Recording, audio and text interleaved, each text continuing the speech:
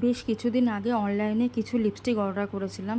তো খুব চিন্তাতে ছিলাম যে ছবি দেখে অর্ডার করছি, আদৌ ভালো আসবে কি না আসবে, কালারগুলো ঠিকঠাক আসবে কি না। তো আজকে দুপুরবেলায় ডেলিভারি এসছে।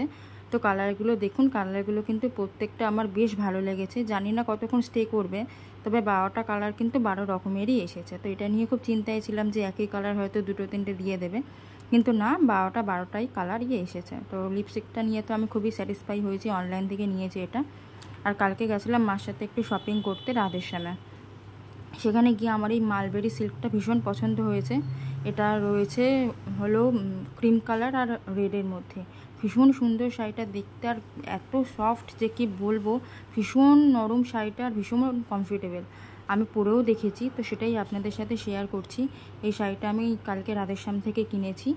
আর এই মালবেরি সিল্ক কেনার খুব ইচ্ছা ছিল, তবে এত সুন্দর কালারটা পাবো সেটা ভাবিনি। আর নিয়েছি এটা বারুইপুর রাধেশ্যাম থেকে।